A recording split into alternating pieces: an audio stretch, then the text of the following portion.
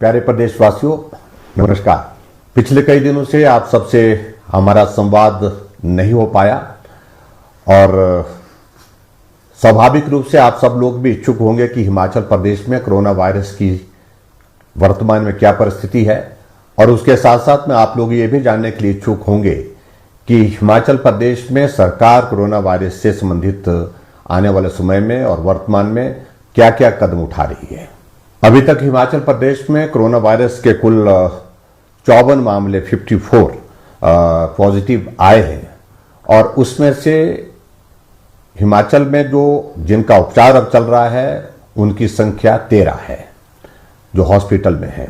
जैसे मैं पहले भी आप सबके साथ बातचीत कर चुका हूं कि इस बीच में बहुत बड़ी संख्या में हिमाचल प्रदेश में दूसरे प्रदेशों में फंसे हुए हिमाचल के निवासी हिमाचल वापिस आना चाहते थे, और उन लोगों की हिमाचल प्रदेश में आने के लिए हमने सरकार की ओर से इजाजत भी दी, व्यवस्था भी की।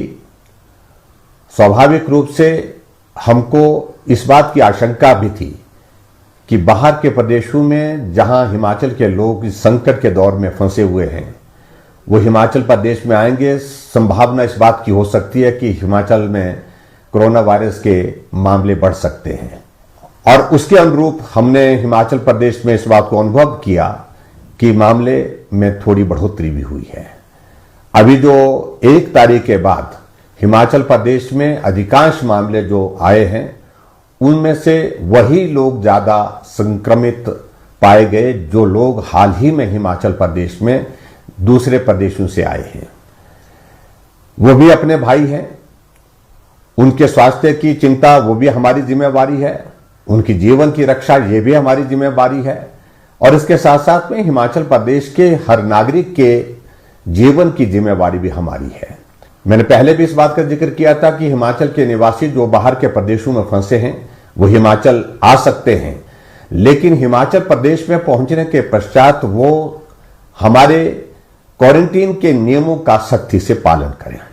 कुछ जगह इस बात को लेकर के हमने देखा है कि बहुत ईमानदारी से क्वारंटीन के नियमों का पालन किया है, होम क्वारंटीन में है और उसमें परिवार के सदस्यों से भी वो नहीं मिल रहे हैं।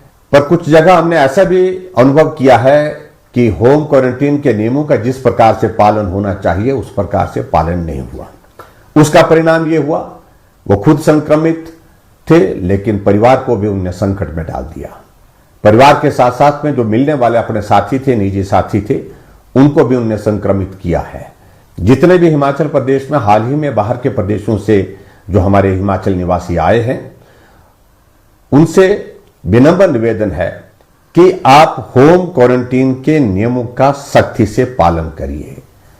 अगर पालन करने में कोताही होगी उसका नुकसान आपको भी होगा, आपके परिवार को भी होगा, हमारे हिमाचल प्रदेश के सभी निवासियों को होगा।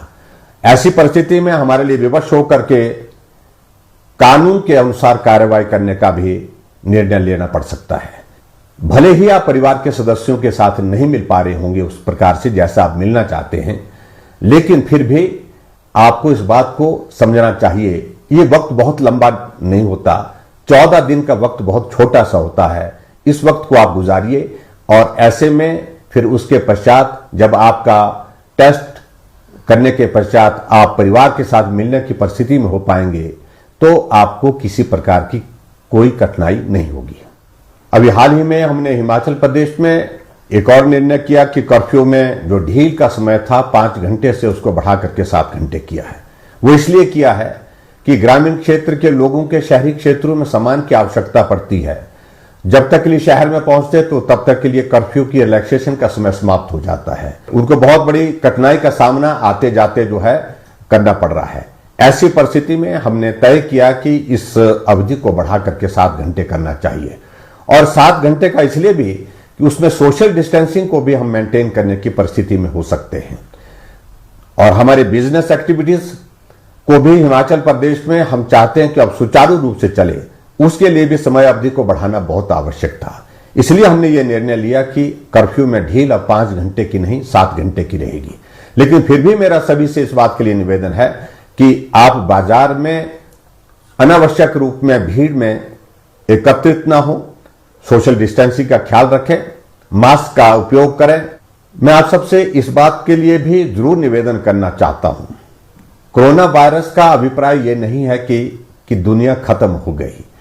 किसी भी व्यक्ति को यह संक्रमण हो सकता है और संक्रमण के बाद हमने हिमाचल प्रदेश में इस बात को अनुभव किया, पूरे देश में भी और पूरे दुनिया में भी इस बात को अनुभव किया कि कोरोना किसी व्यक्ति को अगर हो भी जाता है उसके बाद भी वो स्वस्थ जीवन व्यतीत कर सकता है।